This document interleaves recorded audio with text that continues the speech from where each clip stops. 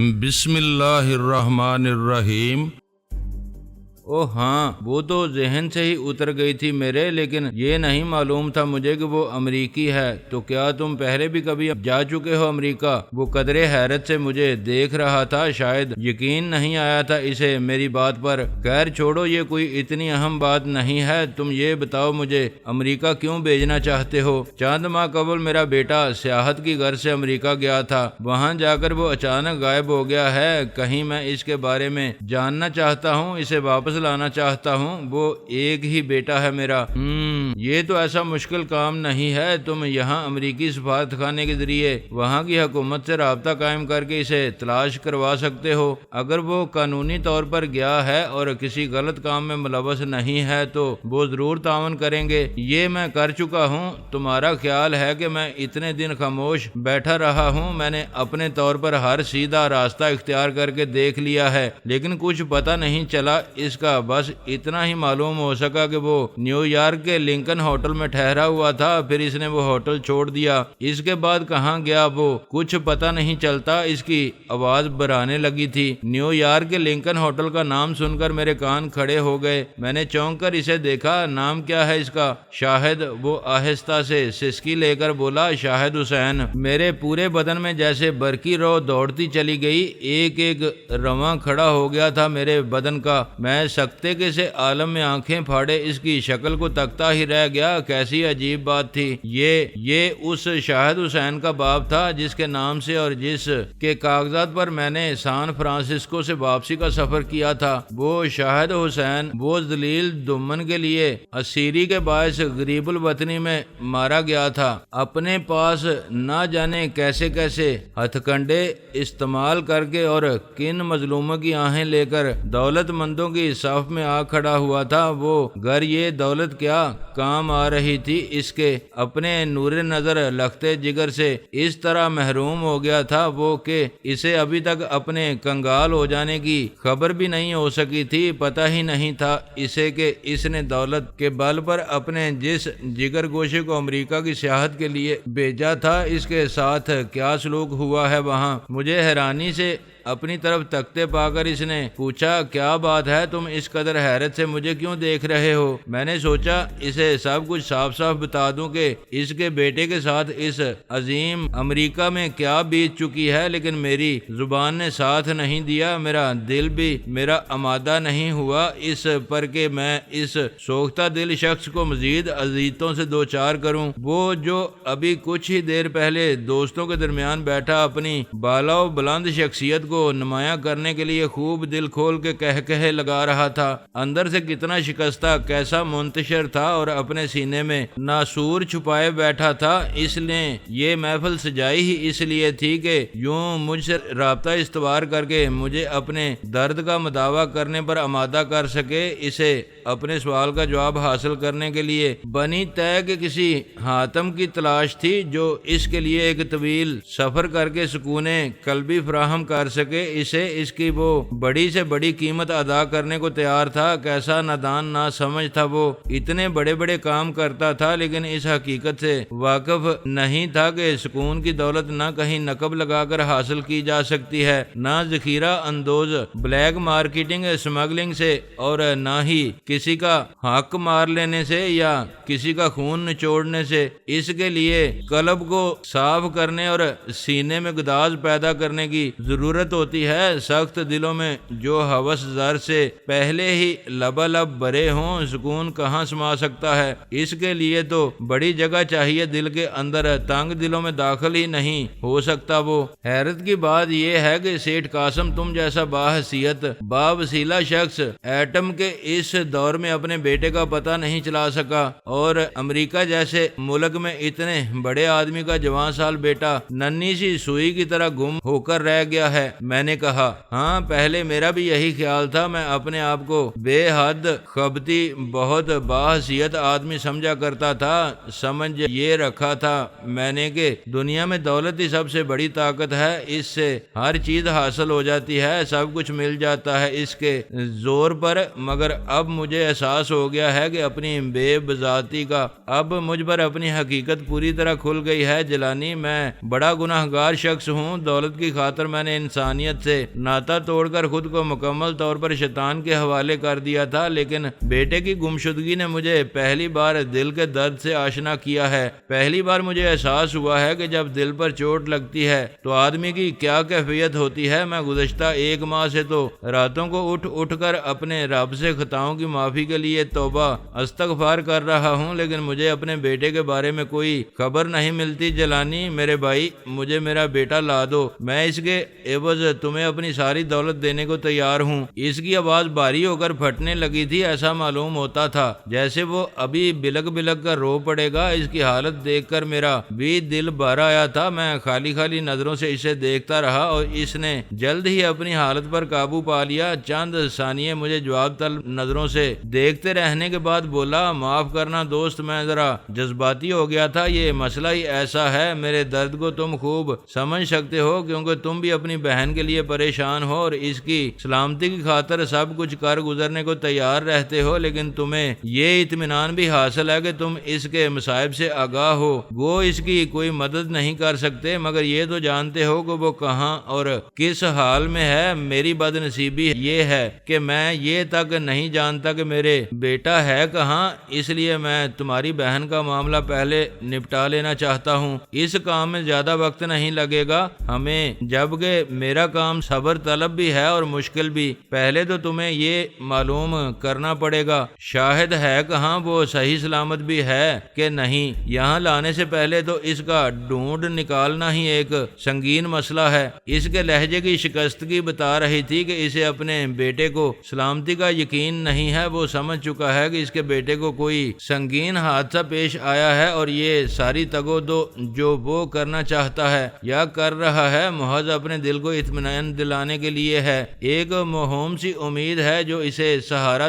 دے کر اکسا رہی ہے۔ میں نے اس کا یہ سہارا چھین لینا مناسب نہیں سمجھا۔ مجھے اس کی حالت پر ترس آ رہا تھا، چنانچہ اسے مطمئن کرنے کی خاطر یہ وعدہ کر لیا کہ اگر اس نے میری بہن آسیہ اور اسلم آبی کی رہائی کا انتظام کر دیا تو میں اس کے لخت جگر کو تلاش کرنے امریکہ ضرور جاؤں گا۔ میرے اس وعدے نے اس کی بڑی ڈارس بندھائی تھی۔ وہ خاصا مطمئن نظر آنے لگا تھا۔ میں نے اس سے کہا، سیٹھ، یہ دنیا ہمیشہ رہنے کی جگہ تو نہیں ہے، پھر آخر یہ انسان اس کے پیچھے اس قدر دیوانہ کیوں ہے؟ کس دن کے لیے اپنے آپ کو دولت کے انبار لگانے میں شب و روز مصروف رکھتا ہے، جبکہ وہ یہ بھی جانتا ہے کہ اپنی زندگی بھر کی ہیر پھیر، بے ایمانی اور بدعمالیوں کے ذریعے حاصل کی جانے والی اس دولت میں سے ایک پائی بھی وہ اپنے ساتھ نہیں لے جا سکے گا اس دوسرے جہان میں۔ اور یہ بھی بتا دیا گیا ہے اسے کہ اس جہان میں اس سے یہاں گزارے گئے ایک ایک پل کا بھی حساب لیا جائے گا۔ اپنے ایک ایک عمل کی جواب دہی کرنا پڑے گی اسے، اور وہ تمام معاملات جن کا تعلق دو انسانوں کے باہمی ربط سے ہے، یعنی ایک شخص دوسرے شخص کے ساتھ جیسا سلوک روا رکھتا ہے،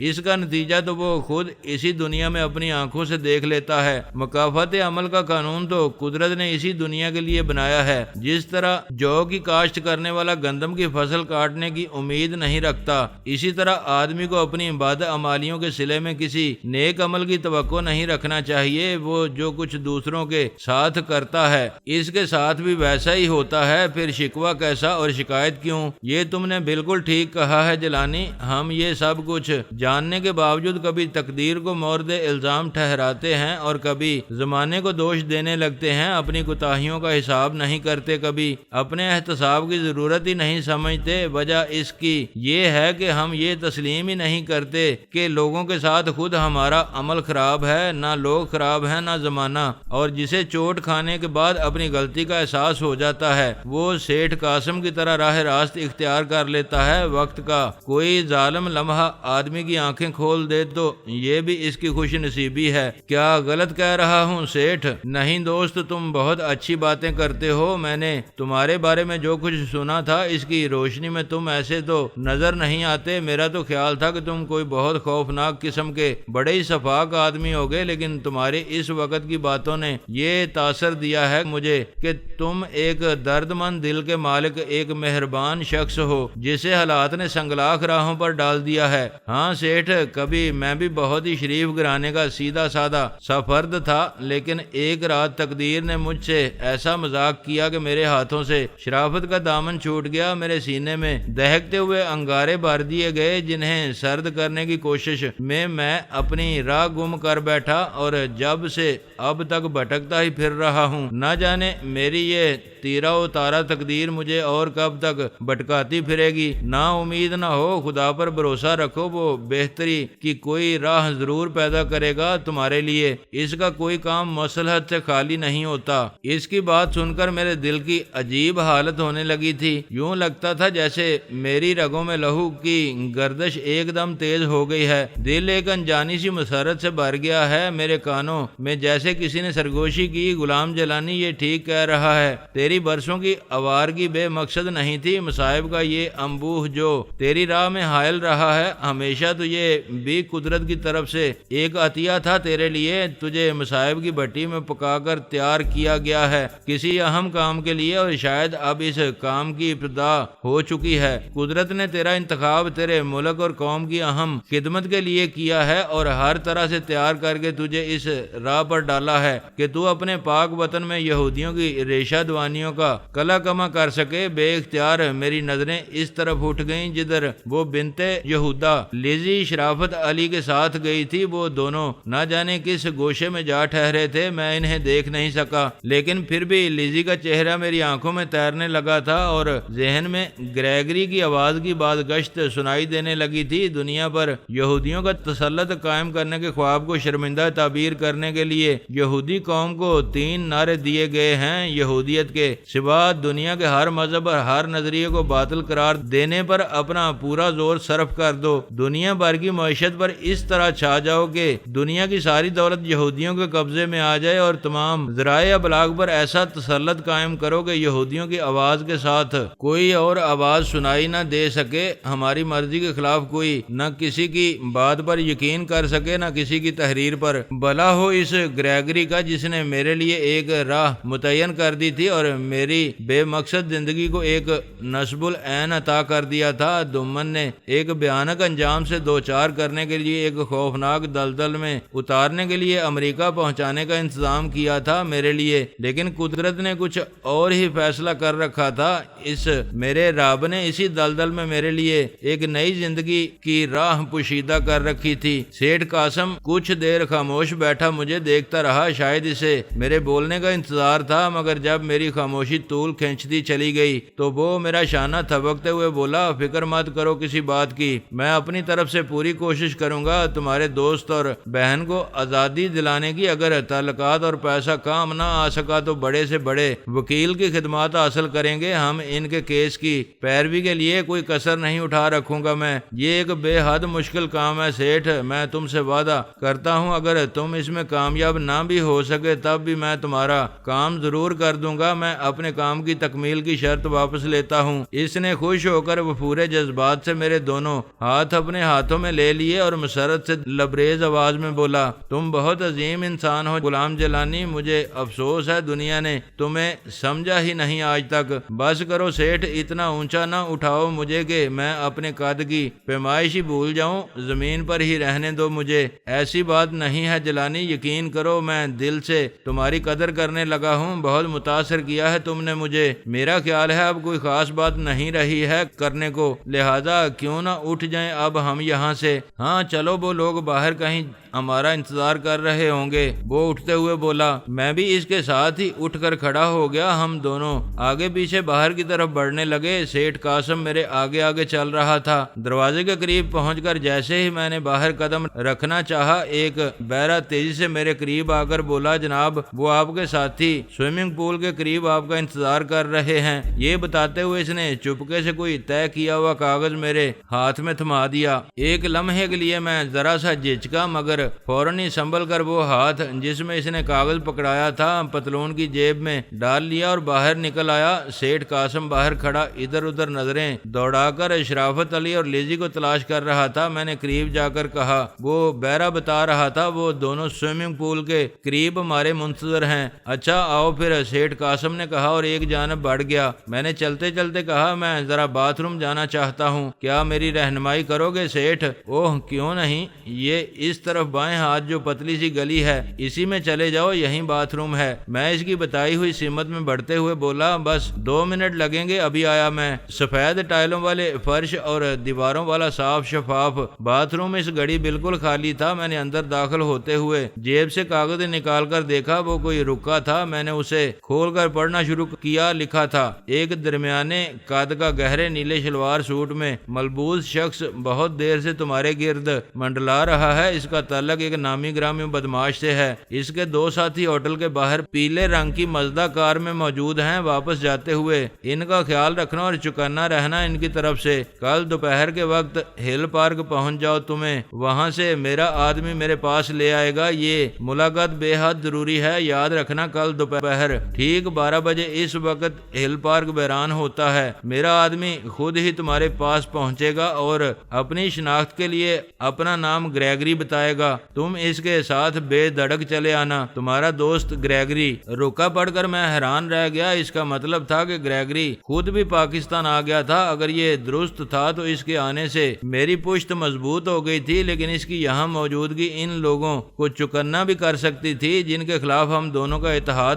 عمل میں آیا تھا۔ لیزی اسے خوب اچھی طرح پہچانتی تھی اور اس کی حیثیت سے واقف تھی۔ اگر وہ گریگری کو کہیں دیکھ لیتی تو اپنے لوگوں کو اس کے بارے میں اطلاع دے کر ہوشیار رہنے یا وقتی طور پر اسکرین آؤٹ ہو جانے کی ہدایت دے سکتی تھی۔ اس کے علاوہ مستقل طور پر نگرانی کرتے ہوئے کسی وقت وہ لوگ میرے اور اس کے گٹھ جوڑ سے بھی آگاہ ہو سکتے تھے۔ لہذا میں یہ فیصلہ کر کے باتھ روم سے نکل آیا کہ کل ملاقات کے بعد اسے ان خطرات کی طرف متوجہ کروں گا اور اسے واپس جانے کے لیے کہوں گا۔ اگر وہ نہ مانا تو پھر دوسرا راستہ یہ ہوگا کہ وہ کراچی سے چلا جائے اور آئندہ میں لیزی کے ساتھ جس شہر میں پہنچوں وہ ادھر کا رخ نہ کرے۔ میں اسے ہر قیمت پر لیزی کی نظروں میں آنے سے بچانا چاہتا تھا۔ سیٹھ قاسم ہمیں رخصت کرنے کے لیے شرافت علی کی کار تک آیا تھا۔ اس سے رخصتی مسافہ کر کے میں کار میں جا بیٹھا۔ اندر بیٹھنے کے بعد میں نے کھڑکی سے سار نکال کر وہاں کھڑی ہوئی کاروں کی طرف نظریں دوڑائیں۔ ہم سے کوئی 50 قدم کے فاصلے پر وہ پیلی مزدہ موجود تھی۔ اس کی ڈرائیونگ سیٹ پر ایک شخص بیٹھا ہوا تھا اور 2 آدمی اگلی اور پچھلی نشستوں کے دروازے کھولے یوں کھڑے تھے جیسے اندر داخل ہونا چاہ رہے ہوں۔ اگلی نشست کا دروازہ جس شخص نے کھولا ہوا تھا، اس کے جسم پر گہرے نیلے رنگ کا شلوار سوٹ تھا۔ اس کی نظریں ہماری کار پر ہی جمی ہوئی تھیں۔ مجھے اپنی طرف متوجہ پا کے وہ فوراً مزدہ کے اندر داخل ہو گیا۔ میں نے اس پر سے نظریں ہٹا کر یوں ادھر ادھر دیکھنا شروع کر دیا جیسے میں اس جگہ اور اس کے ارد گرد کے ماحول کو اچھی طرح ذہن نشین کر لینا چاہتا ہوں۔ شرافت علی کا ڈرائیور کار ہوٹل کے پارکنگ پلاٹ سے نکال کر سڑک پر لے آیا تو وہ مزدہ کار بھی حرکت میں آ گئی۔ ہماری کار کراچی کی روشن کشادہ اور شفاف سڑکوں پر تیرتی ہوئی معلوم ہو رہی تھی اور وہ پیلی مزدہ کار برابر ہمارے تعاقب میں چلی آ رہی تھی۔ میں نے شرافت علی سے کہا، شرافت علی، ایک پیلی مزدہ کار بہت دیر سے ہمارے پیچھے لگی ہوئی ہے، کہیں تم نے باڈی گارڈ تو نہیں رکھ چھوڑے ہیں اپنے ساتھ؟ نہیں یار، یہ تجھے باڈی گارڈ کا خیال کیسے آ گیا اس کار کے پیچھے لگے دیکھ کر؟ جب ہم ہوٹل آنے کے لیے گھر سے نکلے تھے اس کے تھوڑی ہی دیر بعد دیکھا تھا میں نے اس کار کو ہوٹل تک۔ یہ ہمارے ساتھ لگی آئی تھی اور اب واپسی میں بھی موجود ہے یہ ہمارے پیچھے۔ میں نے سوچا شاید باڈی گارڈ ہیں یہ تیرے، میں نے ہنستے ہوئے کہا۔ اصل بات میں چھپا گیا تھا، اس سے گریگری کے پیغام کا ذکر میں کر ہی نہیں سکتا تھا اس کے سامنے۔ اس نے شیشے میں عقبی منظر دیکھتے ہوئے کہا، یہ جو 2 کاروں کے پیچھے پیلے رنگ کی مزدہ کار ہے اس کی بات کر رہے ہو تم؟ ہاں وہی۔ تعجب ہے تم جیسے ہوشیار آدمی کو احساس نہیں ہو سکا اس تعاقب کا۔ اس سے پہلے کبھی ایسا ہوا ہی نہیں تھا میرے ساتھ۔ میں تو سوچ بھی نہیں سکتا تھا کہ کوئی میری گاڑی کا تعاقب بھی کر سکتا ہے۔ اوہ، اگر ایسا ہے تو یہ تمہارے نہیں میرے تعاقب کا فرض انجام دے رہے ہیں۔ کسی نے میرے پیچھے بھیجا ہے انہیں۔ معلوم تو ایسا ہی ہوتا ہے۔ میرا خیال ہے اس ظہیر احمد نے ہی یہ خدمت سپرد کی ہے ان کے۔ یار شرافت علی، تو نے خواہ مخواہ ہی مہلت دلوا دی ہے اس ظہیر احمد کو، حالانکہ خود اسے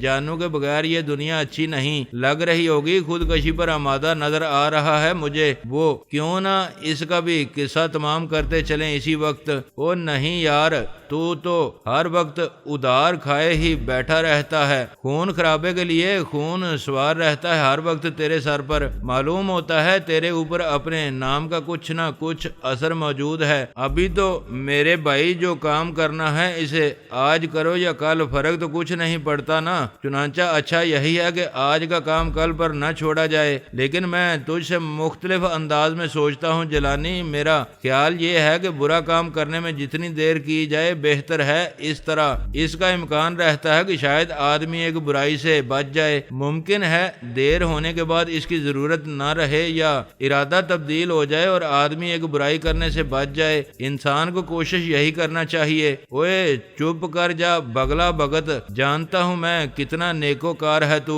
بڑے چرچے ہیں اس شہر میں تیری پارسائی کے۔ تنت نہیں کر جیلانی، تجھ جیسے آدمی کو حق نہیں پہنچتا مجھ پر انگلی اٹھانے کا۔ زبان بند ہی رکھ تو اپنی۔ اب آپ لوگ آپس میں تو نہ لڑیں، ختم کریں اس قصے کو اور ان کا کچھ بندوبست کریں جو پیچھے آ رہے ہیں ہمارے۔ لیزی بولی، ان سے جان چھڑانے کی کوشش کرو ڈرائیور شرافت علی۔ لیزی کی بات سن کر اپنے ڈرائیور کو ہدایت کی۔ کیسے جان چھڑائے گا ان سے ہماری؟ میں نے شرافت علی سے پوچھا، کیا مقابلہ کرے گا یہ ان سے؟ نہیں بھائی، یہ لڑنے بیڑنے والا آدمی نہیں ہے، ڈاج دے کر نکلنے کی کوشش کرے گا یہ انہیں، اس سے کچھ فائدہ نہیں ہوگا۔ انہوں نے ہماری رہائش گاہ بھی دیکھی ہوئی ہے، راستے میں اگر گما بھی دیا انہوں نے ہمیں تو سیدھے ہماری رہائش گاہ پر پہنچ جائیں گے۔ ممکن ہے کسی ساتھ کے انتظار میں مورچہ بنائے بیٹھے ہوں یہ وہاں۔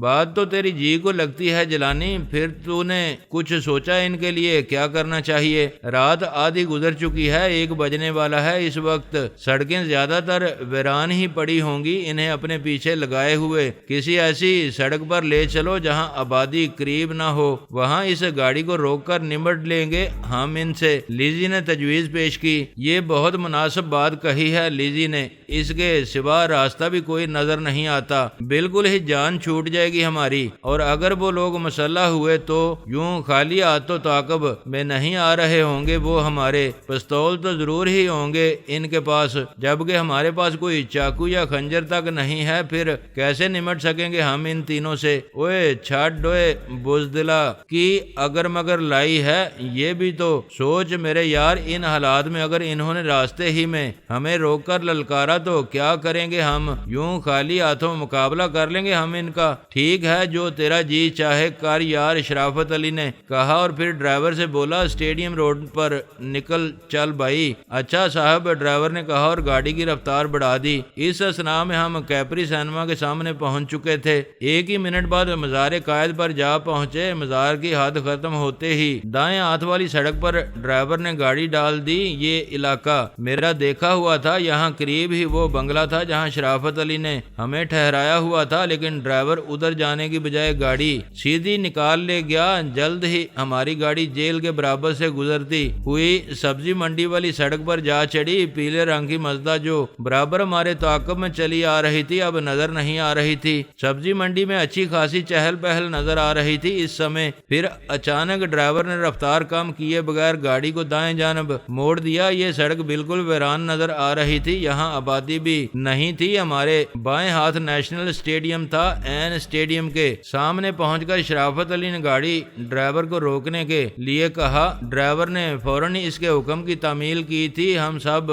ایک ساتھ گردنیں موڑ کر پیچھے آنے والی کار کو دیکھنے کی کوشش کی، مگر ہمارے عقب میں سڑک بالکل ویران پڑی تھی۔ تعاقب میں آنے والی کار کا دور دور تک پتہ نہیں تھا۔ چند ثانیے ہم اسی طرح عقب میں نیم تاریک سڑک پر نظریں جمائے رہے، پھر لیزی نے کہا وہ لوگ بہت پیچھے رہ گئے شاید۔ ہاں ایسا ہی معلوم ہوتا ہے، ممکن ہے ان کی کار کی رفتار کا ساتھ نہ دے سکی ہو، وہ لوگ کہیں اور نکل گئے ہوں گے۔ ایسا بھی ہو سکتا ہے، اور اس کا بھی امکان ہے کہ زیادہ ہونے کی وجہ سے وہ ہمیں ادھر ادھر مڑتے ہوئے نہ دیکھ سکے ہوں اور سیدھے یونیورسٹی کی طرف نکلے چلے گئے ہوں۔ اس صورت میں تو ہمارا ادھر آنا بیکار ہی ہو گیا۔ اگر وہ ہمیں کھو بیٹھے ہیں تو اب ہمارا بھٹکتے پھرنا بیکار ہی ہے۔ اچھا ہے اب ہم واپس گھر چلیں، شرافت علی نے کہا۔ ہاں کیا کیا جائے، مجبوری ہے، اب تو تیری بات ماننا پڑے گی۔ ٹھیک ہے یار ڈرائیور بھائی، چل اب گھر ہی لے چلو۔ ڈرائیور نے گاڑی آگے بڑھا دی۔ میں نے اسے آگے جاتے دیکھ کر کہا، یہ اب کدھر جا رہا ہے بھائی؟ گھر واپس چل رہے ہیں نا؟ نا ڈرائیور کے بجائے شرافت علی نے کہا، مگر یہ تو سیدھا جا رہا ہے، گھر جانے کے لیے واپس جانا تھا گاڑی کو۔ اسے میں نے متذبذب انداز میں کہا، اوہ تم کراچی کے راستوں سے واقف نہیں ہو جیلانی، یہ اور سڑک ہے جو ہمیں واپس لے جائے گی، پیچھے مڑنا ضروری نہیں ہے ہمارے لیے۔ ہماری گاڑی ابھی زیادہ دور نہیں گئی تھی کہ اچانک نظر عقب کا منظر پیش کرنے والے آئینے پر پڑی۔ ایک دم تمام روشنیاں بجائے پوری رفتار سے ہماری طرف بڑھ رہی تھی، وہ ہمارے بہت قریب آ چکی تھی، اور اس سے پہلے کہ ہم ایک دوسرے کو اپنی طرف متوجہ کرتا وہ ہماری کار کے مقابلے میں برابر آ گئی۔ دوسرے ہی لمحے اس کار کے ڈرائیور نے اپنی گاڑی کو ہماری گاڑی کے ساتھ رگڑتے ہوئے اسے دبانا شروع کر دیا۔ کار کے ڈرائیور نے پوری قوت کے ساتھ بریک لگا کر اپنی کار روک دی، دوسری کار بھی اس کے ساتھ ہی ساتھ رک گئی۔ لوگ بہت تیزی سے دوسری جانب کے دروازے سے باہر نکلے اور کار کے پیچھے سے گھوم کر اس دوسری طرف بڑے۔ اس کار سے بھی 4 افراد نکل کر ہماری طرف لپکے۔ ان میں سے ایک کے ہاتھ میں اسٹین گن تھی اور بقیہ 3 ریوالوروں سے مسلح تھے۔ تعجب کی بات یہ تھی کہ یہ کار وہ نہیں تھی جو اب تک ہمارے تعاقب میں چلی آ رہی تھی۔ بہرحال یہ موقع ان باتوں پر غور کرنے کا نہیں تھا۔ اسٹین گن والا سب سے آگے تھا۔ میں نے اسے حملہ کرنے کا موقع دیے بغیر تیزی سے لپک کر اس کی اسٹین گن پر ہاتھ ڈال دیا۔ اسے مجھ سے کسی ایسی احمقانہ حرکت کی توقع ہی نہیں رہی ہوگی۔ ایک لمحے کے لیے وہ بوکھلا سا گیا۔ اس کی یہ بوکھلاہٹ اس کے ساتھ دوسرے ساتھیوں کو بھی لے ڈوبی۔ میں نے اسے سنبھلنے سے پہلے ہی پوری قوت سے اس کے پیچھے آنے والے ایک شخص پر دھکیل دیا۔ وہ دونوں الجھ کر پیچھے الٹ گئے۔ میں اس کے بقیہ 2 ساتھیوں کی طرف بڑھنا چاہتا تھا مگر مجھ سے پہلے ہی لیزی ان پر جا پڑی۔ اس نے جھپٹ کے ایک کی گردن دونوں ہاتھوں سے دبوچی اور بجلی کی سی تیزی سے اچھل کر دوسرے کی گردن پیروں میں دبا کر ایک جھٹکے سے ان دونوں کو الٹ دیا۔ پلک جھپکتے میں وہ دونوں سر کے بل زمین پر گرے تھے اور لیزی دونوں ہاتھ کمر پر رکھے کھڑی ان کا جائزہ لے رہی تھی۔ میں حیرت سے لیزی کو دیکھتا رہ گیا اور میری یہ حیرانی میرے دونوں حریفوں کو سنبھلنے کا موقع فراہم کر گئی۔ اسٹین گن والے نے کھڑے ہو کر اپنی اسٹین گن مجھ پر سیدھی کر کے مجھے للکارا، خبردار اگر ذرا بھی حرکت کی تو گولیوں سے چھلنی کر دوں گا۔ میں نے چونک کر دیکھا اس کا دوسرا ساتھی بھی اس کے ساتھ پستول تانے کھڑا شرافت علی اور اس کے ڈرائیور کو کور کیے کہہ رہا تھا، شرافت علی خیریت چاہتے ہو تو دور کھڑے ہو، ہماری تم سے لڑائی نہیں ہے، ہم صرف اس غلام جیلانی کو لے جا رہے ہیں اپنے ساتھ۔ اس کی بات ختم ہوئی تھی کہ پیچھے سے لیزی نے لات چلائی۔ میرے اور ان کے درمیان زیادہ فاصلہ نہیں تھا۔ وہ اوندے زمین کی طرف جاتے ہوئے میرے قریب ہوا تو میں نے اس کے گرنے سے پہلے اپنا گھٹنا پوری قوت سے اس کے منہ پر مارا۔ گرتے گرتے ایک دم اچھل کر اسٹین گن والے پر جا پڑا۔ اسٹین گن والے نے بمشکل خود کو گرنے سے بچایا۔ وہ سنبھل کر سیدھا ہوا تھا کہ میں نے اس کی پیٹ میں لات مار کر اسے پھر زمین بوس کر دیا۔ اس مرتبہ اسٹین گن اس کے ہاتھ سے گر پڑی۔ شاید اس کے پیٹ میں میری لات کارگر ہی لگی تھی۔ نیچے گرنے کے بعد دونوں ہاتھوں سے اپنا پیٹ پکڑے گٹھڑی بن گیا تھا مگر وہ اس کے منہ پر میں نے گھٹنا مارا تھا بہت تیزی کے ساتھ۔ وہ اٹھا تھا۔ اس نے اٹھتے ہی پستول مجھ پر سیدھا کر کے بے دریغ مجھے گولی مار دینے کے ارادے سے لبلبی دبا دی مگر پستول کی لبلبی جام ہو چکی تھی۔ انتہائی کوشش کے باوجود اس نے اپنی جگہ سے حرکت تک نہیں کی۔ اس کے دل میں مجھے گولی مار دینے کی حسرت ہی رہ گئی۔ وہ پستول سے ہی الجھا ہوا تھا۔ میں نے جھپٹ کر اس کی کلائی تھام لی اور اپنے مخصوص انداز میں اس پر دباؤ ڈال کر جو جھٹکا دیا تو اس کی کوہنی کا جوڑ اکھڑ گیا۔ ہلکی سی چٹ کی آواز ہوئی اور اس کے منہ سے زور کی کراہ نکل گئی۔